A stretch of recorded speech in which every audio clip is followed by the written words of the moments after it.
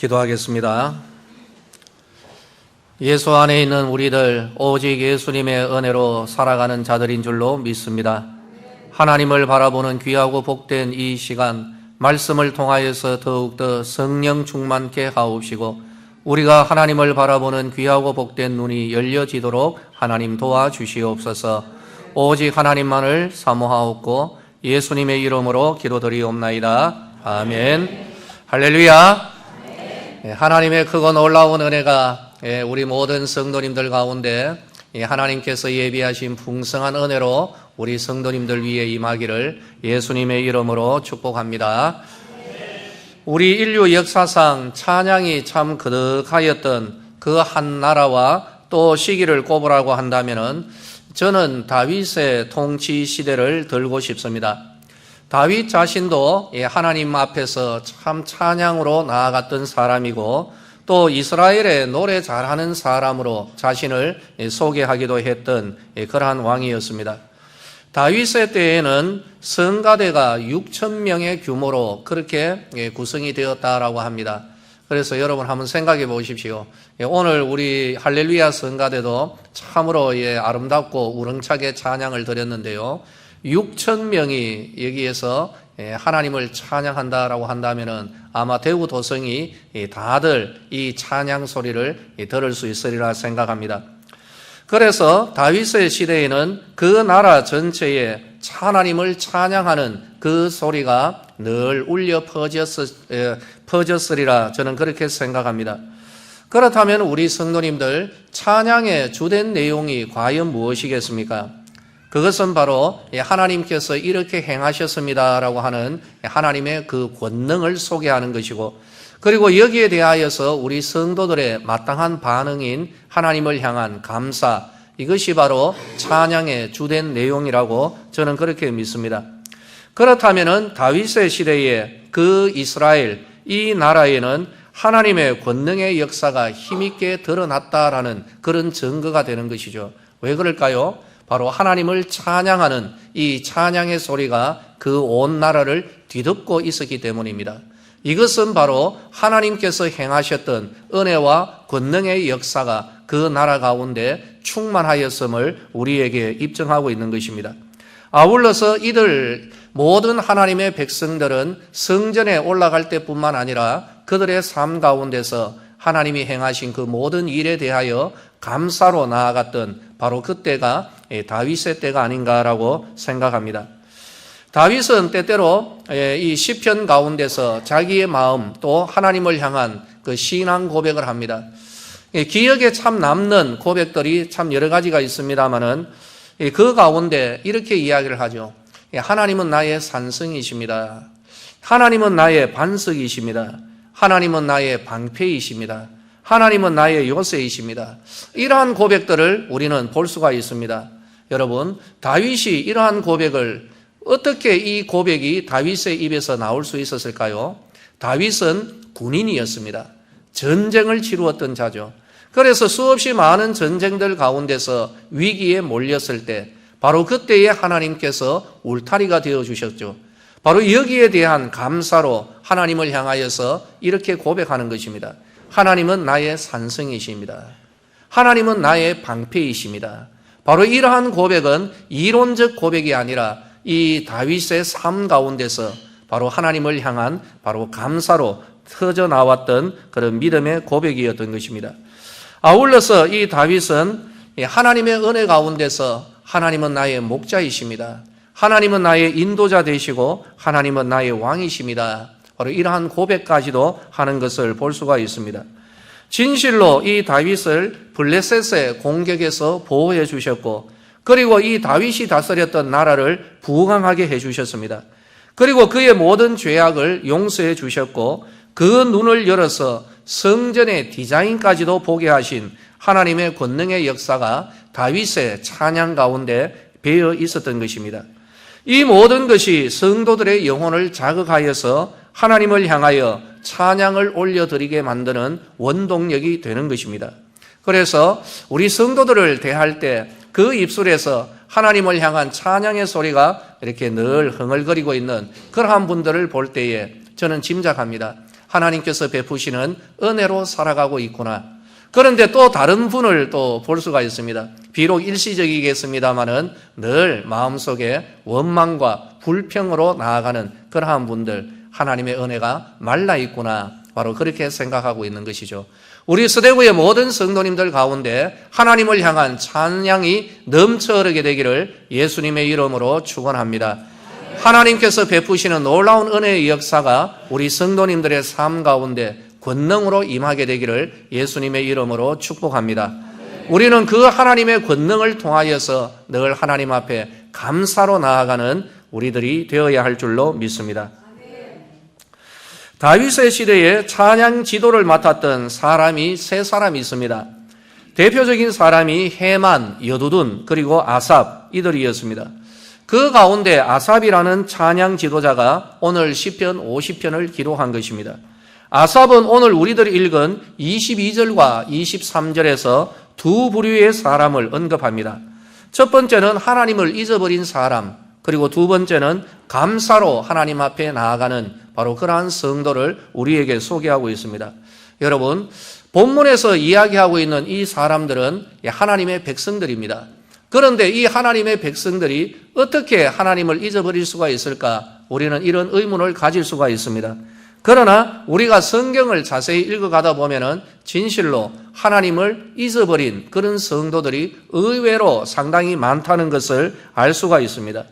하나의 예를 들도록 하겠습니다. 누가복음 17장에 보면은 10명의 나병 환자들이 나옵니다. 이들은 멀리 서서 예수님께 이렇게 외칩니다. 예수 선생님이여 우리를 불쌍히 여기주시옵소서. 우리를 긍휼히 여겨달라고 하는 거죠. 실제로 이들이 참으로 딱한 삶을 살아가고 있었던 것입니다. 그때에 예수님은 말씀합니다. 가라, 제사장들에게로 가서 너희의 몸을 보여라고 예수님이 말씀을 하시죠. 여기에는 깊은 의미가 있습니다. 유대인들이라면 이 의미를 알고 있는 거죠. 피부병이나 나병이나 전염병이 걸린 사람은 동네에서 함께 살아갈 수가 없었습니다. 그래서 격리되어서 살아가는 것이죠. 그러다가 그들의 피부병이나 나병이나 또 다른 전염성 질병이 고침받았다라고 생각될 때에는 다른 사람이 아니라 제사장에게로 가야만 되었던 것이죠. 그냥 스스로 집으로 갈 수가 없었습니다. 제사장에게로 가서 자기의 몸을 보여주고 그리고 제사장이 당신은 이제 완전히 고침받았습니다. 그렇게 판정을 내리면 하나님 앞에 제사를 드리고 난 이후에 이 사람은 자기의 집으로 또 자기가 속한 동네로 돌아갈 수가 있었던 것입니다. 따라서 이들 나병 환자들이 우리를 불쌍히 여겨주십시오 이렇게 외쳤을 때에 예수님께서 하셨던 말씀, 가서 제사장에게 너희의 몸을 보여라. 예수님이 주신 이 말씀은 바로 내가 너희들에게 긍휼을 베풀겠노라라는 바로 은혜의 말씀이었던 것입니다. 이들 나병 환자는 예수님의 이 말씀을 들었습니다. 여러분, 이것이 믿음인 것이죠. 예수님의 그 말씀을 있는 그대로 받아들이고 그리고 그 말씀 따라서 제사장에게로 가고 있었다라는 것, 이것이 굉장히 중요한 것입니다. 여러분, 믿음에는 행동이 따르는 줄로 믿으시기를 바랍니다. 그러므로 믿음의 역사는 우리가 그 주님의 말씀에 따를 때에 순종하는 그 길에서 하나님의 은혜의 역사가 일어나는 것이죠. 이들 나병 환자들 역시 마찬가지였습니다. 예수님의 이 말씀을 믿고 제사장에게로 갔던 것이죠. 한번 생각해 볼까요? 나병으로 말미암아 아직까지도 몸에 고름이 줄줄 흐르고 있는 이 상태에서 예수님이 한마디 말씀을 주시는 겁니다. 가서 제사장들에게 너희의 몸을 보여라. 이 상태로 아직까지 고침받지 못하였는데 다만 이들은 예수님의 말씀 이 한마디만 의지해서 제사장에게로 가고 있었던 것입니다. 그런데 가다가 보니까 자기들의 몸이 깨끗하여졌던 것을 알 수가 있었던 것이죠.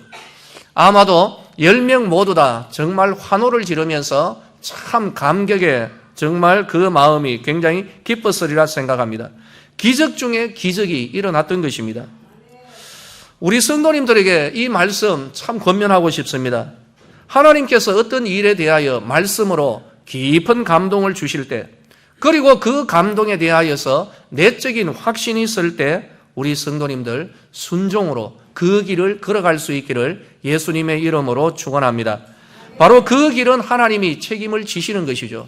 말씀을 통하여 우리를 이끌어 가시기를 원할 때 성령의 감동을 정말 강력하게 이것은 하나님께서 나에게 주시는 말씀이라는 그런 확신이 있을 때 하나님께서 그 말씀에 대하여 책임을 진다는 것을 우리는 알아야 되는 것입니다. 우리는 나병을 고치는 능력자가 아닙니다. 그런 능력이 없습니다. 그러나 우리는 예수님의 말씀을 듣고 그 길을 걸어갈 수는 있습니다. 우리는 나병을 고치는 능력이 없다고 말씀드렸습니다. 그러나 이들 나병 환자들처럼 제사장에게로 갈 수 있는 다리와 믿음은 있다는 사실을 우리는 알아야 되는 것이죠. 우리에게는 어떤 문제를 해결할 수 있는 능력이 없을 수도 있습니다. 그러나 우리들에게는 이 문제를 두고 기도할 수 있는 믿음은 우리에게 주어져 있음을 우리는 알아야 되는 것입니다. 할렐루야! 우리는 하나님을 믿는 자들입니다. 바로 이 믿음으로 말미암아 주님께서 이끌어 가시는 그 길에 믿음으로 걸어갈 때에 바로 그 길 가운데 하나님의 권능의 역사가 일어나게 될 줄로 믿으시기를 예수님의 이름으로 축원합니다. 할렐루야! 우리의 삶 가운데 이런 은혜의 역사들이 참으로 풍성하게 일어나야 하는 것이죠. 이제 이 은혜를 입었던 이들 나병 환자들 10명이었습니다. 그런데 이들은 각자 자기 갈 길을 가버리는 것을 볼 수가 있습니다. 은혜를 베풀어 주신 예수님을 찾아온 다시 되돌아왔던 사람은 단 한 사람이었다라고 성경은 기록하고 있습니다. 저는 이렇게 생각하고 싶습니다. 이 한 명을 제외한 나머지 9명 예수님의 그 큰 은혜를 입었습니다. 이것이 예수님의 은혜라는 사실을 이들은 알았습니다. 하지만 그럼에도 불구하고 주님께로 돌이키지 아니하고 하나님을 향한 감사 없이 자기의 길을 간 사람, 바로 이러한 사람들이 하나님을 잊어버리는 자들이라는 거죠. 하나님의 은혜를 입은 우리 모든 성도님들, 참으로 하나님께서 주신 그 은혜를 우리들 가족들과 또 주변 사람들과 함께 누리는 것도 중요합니다. 그러나 이 은혜를 베풀어 주신 하나님을 먼저 떠올리며 감사하는 것이 선행이 되어야 마땅하다고 저는 생각합니다. 그러나 오늘날에도 이 9명의 나병 환자들처럼 은혜를 잊어버리고 살아가는 자들이 참 우리들 주변에 없지 않아 있는 것 같습니다. 바로 이러한 모습이 참으로 마음 아픈 거죠. 예수님의 마음이 과연 어떠하실까? 우리는 성경에서 누가복음 17장 이 나병 환자들의 경우를 우리는 참 많이 들었습니다. 그래서 들을 때마다 좀 덤덤하게 그냥 대수롭지 않게 듣는 것 같습니다. 그러나 예수님의 마음이 과연 어떠했을까요? 이 9명이 그냥 자기 갈 길을 가버린 바로 여기에 대하여서 예수님의 마음은 과연 어떠했을까? 한번 짐작해 봅니다. 그러던 가운데 신문 기사 하나를 발견했습니다. 1997년 여러분 대천 해수욕장입니다. 여기에서 초등학생들 여름 캠프가 열렸습니다. 이 아이들, 이 바닷가에 아이들 풀어놓으니까 아주 물 만난 이제 고기들처럼 이렇게 애들이 잘 놀았죠. 그런데 사고가 났습니다. 초등학생 몇 명이 이제 그 바다에 빠져버린 것이죠. 물놀이 하다가 깊은 곳에서 빠져나오지를 못하고 허우적거리고 있었습니다. 그때에 마침 고등학교 다니던 고등학생 몇 명이 이 아이들을 발견하고 어련저런 생각할 틈도 없이 그 바닷속으로 뛰어들었던 것이죠. 이 초등학교 아이들 모두를 건져냈습니다. 참 큰 은혜죠. 그죠? 그런데 문제는 무엇인가? 이 구하려고 들어갔던 이 아이, 이 고등학생, 이 3명이 심장마비로 다 죽어버린 것입니다. 이런 일이 97년도에 있었던 것입니다. 이제 이 고귀하게 죽은 3명의 합동 장례식이 있던 날이었습니다. 학교 관계자와 지역 유지, 정치인들, 수많은 사람들이 바로 이 학생들, 고등학생의 장렬한 죽음에 대하여서 고귀한 죽음에 대하여 애도하면서 장례식에 참석을 했습니다. 그런데 놀라운 일은 구조된 초등학생들과 그 부모는 한 명도 나타나지를 않았다라는 것. 이것이 바로 뒷여운이 좀 씁쓸하게 만든 것이죠. 여러분 여기에 대하여서 우리들이 어떤 마음을 가진다면은 9명의 나병 환자들 이들이 예수님께 오지 아니하고 그냥 자기 살 길 찾아서 가버렸다는 것, 여기에 대한 예수님의 마음을 우리가 충분히 짐작할 수 있으리라 생각하는 것입니다. 받은 복을 누리던 9명의 사람들, 우리가 분명히 알아야 할 것이 있습니다. 그것은 그들은 그들의 몸에 건강은 얻었습니다.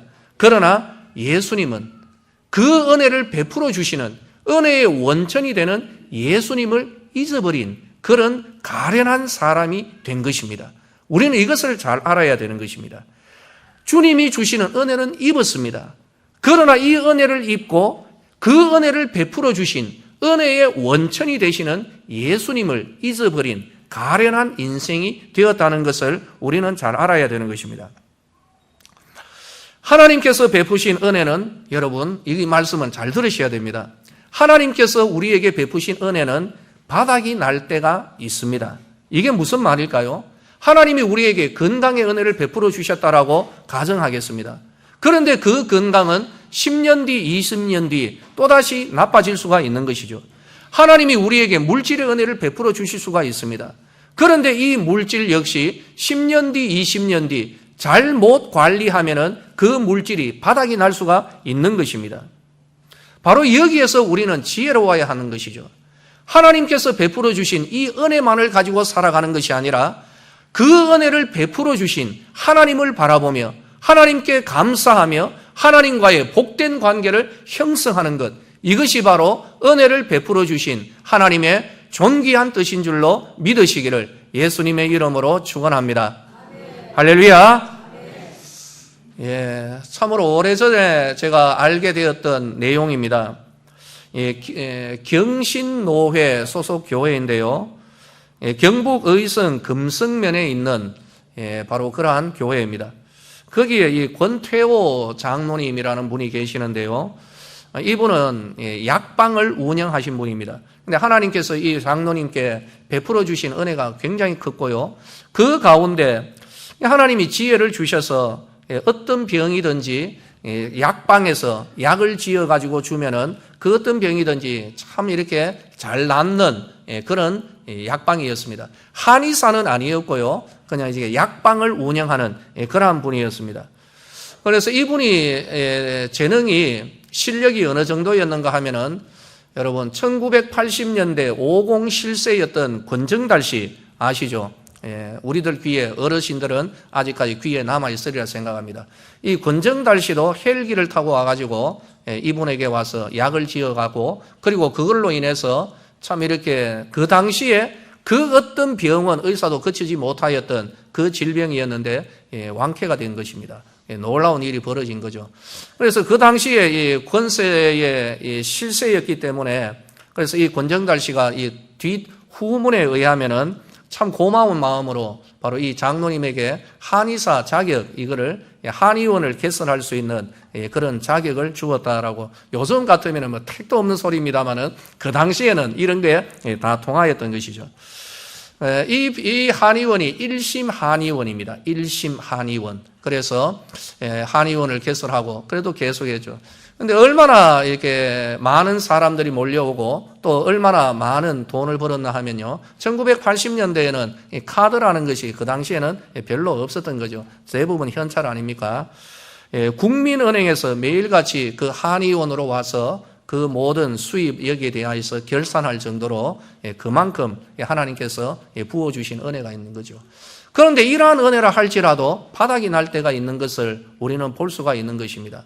그분이 돌아가시고 난 이후에 그 설화에 5형제가 있었는데 이분들을 지금 현재 아직까지 금성에서 살고 계시다라는 그런 말이 들립니다. 그런데 그분들의 삶이 그다지 복되지는 못하고 좀 이렇게 초라한 비참한 삶을 살아가고 있다라고 그렇게 이야기들을 하고 있습니다.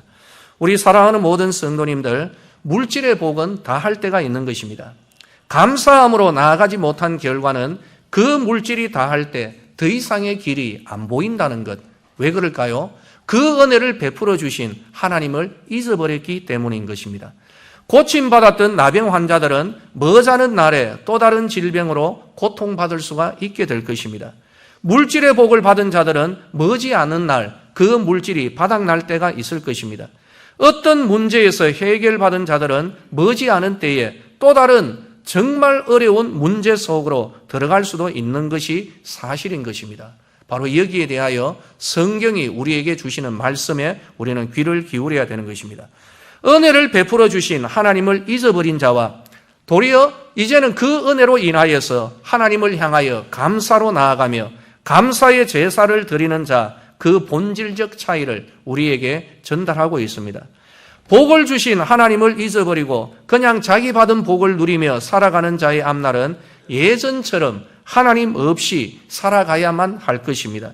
그러나 그 받은 복을 통하여 복을 베푸신 하나님께 감사의 제사로 나아가는 자들에게는 하나님께서 그 삶의 반석이 되시고 산성이 되시고 방패가 되시고 공급자가 되시고 인도자가 되시고 하나님이 그의 모든 것이 되어 주실 것입니다.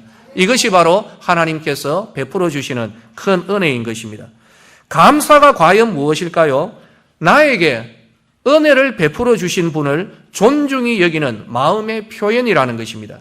은혜 자체가 아니라 내가 물질의 은혜를 받았으면 이 물질이 아니라 건강을 받았으면 이 건강이 아니라 그 은혜 자체가 아니라 은혜를 베풀어 주신 그분을 향하는 마음, 이 마음이 감사라는 사실을 우리는 알아야 되는 것입니다. 오늘 본문에서 하나님을 잊어버린 자라는 이 말이 무엇일까요? 은혜를 베풀어 주신 하나님께 감사치 아니하는 자가 바로 하나님을 잊어버린 그러한 사람임을 우리에게 고발하고 있는 것입니다. 우리 성도님들, 이 부분을 우리가 분명히 했으면 좋겠습니다. 우리는 늘 하나님의 은혜를 받으며 살아갑니다. 그런데 이 은혜 자체가 아니라 더더욱 소중하고 본질적인 것은 무엇일까요? 이 은혜를 베풀어 주신 하나님이 계시다는 사실을 우리는 알아야 하는 것이고, 주신 은혜와 복을 통하여 우리는 하나님을 향하여 감사의 제사로 나아가야 할 줄로 믿으시기를 예수님의 이름으로 축원합니다. 은혜를 베풀어 주신 분을 존중히 여겨야 하는 것이죠. 그 은혜로 인하여 하나님을 찾고 하나님 경외하는 삶을 살아가는 것, 이것이 바로 하나님께서 우리에게 은혜를 베풀어 주시는 이유가 되는 것입니다. 감사로 하나님을 영화롭게 하는 자에게 구원의 길을 하나님께서 보여주시겠다라고 약속해 주셨습니다. 여러분, 세상 최고의 감사, 세상 모든 것의 감사, 그 뿌리는 우리에게 주어져 있는 구원의 은혜인 줄로 우리는 압니다. 우리는 우리의 영혼의 구원뿐만 아니라 삶의 모든 문제에서 해결을 받아야 되는 것이죠. 이것이 바로 또 다른 의미에서의 구원이 되는 것입니다. 감사로 하나님께 나아가는 자에게 하나님께서는 그 이후에도 모든 길에서 하나님은 길을 열어주실 것을 우리에게 약속해 주셨습니다. 오늘 이 말씀을 우리 성도님들 레마의 말씀으로 받을 수 있기를 예수님의 이름으로 축원합니다. 무엇일까요? 어떤 경우에든 감사하자, 이겁니다. 하나님 앞에 그 어떤 상황에서든 내가 하나님 앞에 감사함으로 하나님을 찾을 때 하나님은 나에게 길을 열어주실 줄로 믿습니다. 바로 이러한 은혜가 오늘 우리들 가운데 임하기를 예수님의 이름으로 축원합니다. 몇 주 전에 토비아 루스킨이라는 한 유대인을 소개해 드렸습니다. 이 사람은 지질학자고 그리고 유대인으로서 왜 하나님께서 이 가나안에 대하여 젖과 꿀이 흐른다라고 했는데 어떻게 해서 주변 아랍 국가에는 그들에게는 기름이 펑펑 솟아나는데 오늘날 우리들에게는 이 기름 한 방울도 안 나는가? 하나님의 말씀을 진지하고 무겁게 그렇게 대하였습니다. 그러다 신명기 33장에서 하나님이 아셀 지파에게 주셨던 그 은혜와 복을 진지하게 받아들이는 거죠. 그 발목이 기름의 장길이로다. 이 말씀을 하나님께서 바로 우리들에게 주시는 그 기름으로 온전히 믿고 그 지파에게 주어졌던 그 땅 지역을 집중적으로 파들어가기 시작했던 것입니다. 그때 하나님께서 바로 이 이스라엘 땅에 여러분 지금도 계속해서 이어지고 있는 것을 봅니다.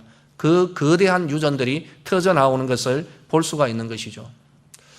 오늘 우리들 역시 하나님의 말씀을 좀 진지하게 받았으면 좋겠습니다. 레마의 말씀으로, 나에게 주는 말씀으로, 오늘 특별히 오늘 이 추수감사주일에 우리에게 주시는 말씀, 어떤 상황에서든지 하나님 앞에 감사하는 것, 그 감사를 통하여서 하나님은 우리에게 반드시 새로운 길, 은혜의 길, 능력의 길, 존귀의 길, 풍성한 길, 그 길을 열어주실 줄로 믿으시기를 예수님의 이름으로 축원합니다. 사실 우리들의 이 현실을 돌아보면은 참 감사할 상황이 아니라 하나님 앞에서 좀 넋두리만 늘어놓을 수밖에 없는 그런 형편에 처한 분들도 있으리라 생각합니다. 진로라든지 건강, 가정, 직장 관계, 여러 가지 수없이 많은 고민과 걱정이 우리 성도들에게 임해 있을 수도 있습니다. 그럼에도 불구하고 하나님께서는 우리에게 한번 도전해 보라고 합니다. 그럼에도 불구하고 그 가운데 범사에 감사하며 나에게 나오라. 내가 너에게 길을 제시하리라. 주님께서 말씀하고 있습니다. 좋은 목회 연구소의 이 김민정 목사님, 이분이 이 범사에 감사하라라는 이 말씀을 붙들고 감사거리를 한번 찾아보았답니다. 그래서 자기 주변에 감사할 제목을 샅샅이 찾다가 무엇 하나 발견한 게 있었습니다. 그것은 바로 자기가 이때까지 감사하지 못하던, 도리어 하나님 앞에 불평하고 있었던 그 많은 것들 속에 도리어 감사할 제목들이 보석처럼 박혀 있었다라는 이 사실을 발견했다라고 자기의 그 이야기를 나누었던 것이죠. 그것은 예를 들자면 이런 것입니다. 집이 좁아서 불만을 하였는데 사실 나는 이미 집을 가지고 있더라라는 것이죠. 여기에 대하여서 이전에는 원망과 불평이었습니다마는 도리어 하나님 감사합니다. 이 감사로 변화되었던 것이죠. 부모님 때문에 좀 힘들어서 때때로는 좀 여러 가지에 좀 원망도 하고 불평도 했는데 다시 한번 생각해 보니까 나에게는 부모님이 아직까지 살아계시는구나. 여기에 대하여서 하나님 앞에 감사했던 것이죠. 배우자 때문에, 남편 때문에, 아내 때문에 때때로 고민하고 원망하고 불평하였던 그런 경우라면은 다시 돌이켜 보니까 나는 결혼한 사람이고 나에게는 아직까지 나에게 아내가 있고 나에게 남편이 있구나. 여기에 대하여서 감사함으로 나아갔던 것입니다.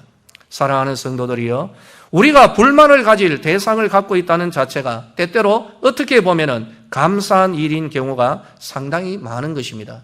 우리 성도님들에게 두 번째로 말씀드립니다. 여러분, 오늘 우리들이 변화되기를 소망합니다.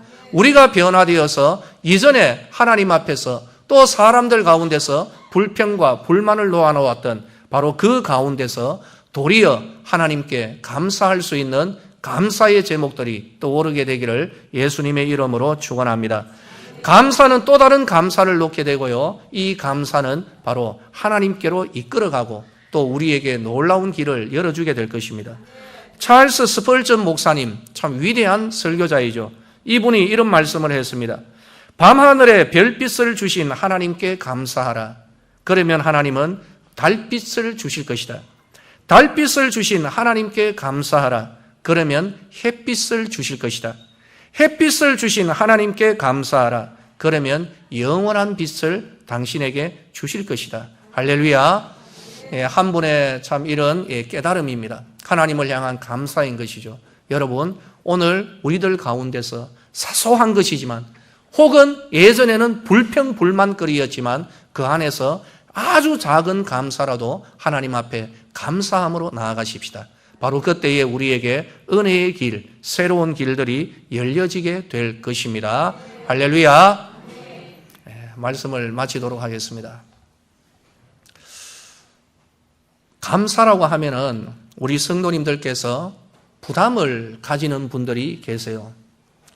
왜냐하면 이 감사가 자꾸 물질로 자꾸 연결이 되어지는 것이죠. 사실 물질로도 하나님 앞에 감사하는 것은 맞습니다. 그러나 이 감사는 헌금으로만 국한되지 않는다는 사실을 우리는 알아야 되는 것입니다. 저는 오늘 우리 성도님들께 이 말씀 꼭 드리고 싶습니다. 이 감사는요, 그 은혜, 내가 받은 그 은혜, 이 은혜를 베풀어 주신 하나님을 바라보는 것, 이것이 감사가 되는 것입니다. 우리의 삶 가운데서 우리의 모든 것의 원인이 되시고 우리의 공급자 되시고 산성이 되시고 우리의 아버지 되시며 우리의 구원자 되시는 그 하나님을 바라보며 나아가는, 그 하나님을 존중히 여기는 그 마음이 바로 감사의 마음인 줄로 믿으시기를 바랍니다. 우리의 삶 가운데서 이런 감사가 넘쳐 흐르기를 소망합니다. 그러므로 우리 성도님들, 이제 오늘부터 한번 변화되어져 보십시다. 이전의 불평, 불만거리 가운데서 하나님을 향한 감사의 제목을 찾으십시다. 그리고 모든 환경에, 그 어떤 환경에서든지 의지적으로 하나님 앞에 감사하며 나아가십시다. 바로 그때에 열려지는 새로운 길, 은혜의 길, 하나님의 능력의 역사의 길이 바로 그 감사하는 성도들에게 열려지게 될 것입니다. 바로 이러한 은혜의 간증이 우리 서대구의 성도들 가운데 넘쳐 흐르게 되기를 예수님의 이름으로 축원합니다. 기도하겠습니다. 때로는 하나님을 잊어버리고 감사를 잊어버리고 살아가는 그러한 성도들이 없지 않아 있습니다. 이제 오늘 이 말씀을 통하여 우리가 회복되기를 원합니다. 하나님을 알게 하시고 이 하나님의 은혜를 통하여서 하나님을 향하여 감사로 나아가는 저희들 되기를 원합니다. 아버지, 오늘 주신 말씀 감사로 하나님께 나아갈 때에 하나님께서는 길을 열어주신다고 약속해 주셨습니다. 우리 모든 성도들 어떤 상황에서든지 하나님을 향한 감사로 서게 하여 주시고 그 감사함으로 나아갈 때에 하나님의 은혜의 길, 생명의 길, 새로운 길, 구원의 길이 열려지게 하여 주시옵소서. 예수님의 이름으로 기도드리옵나이다.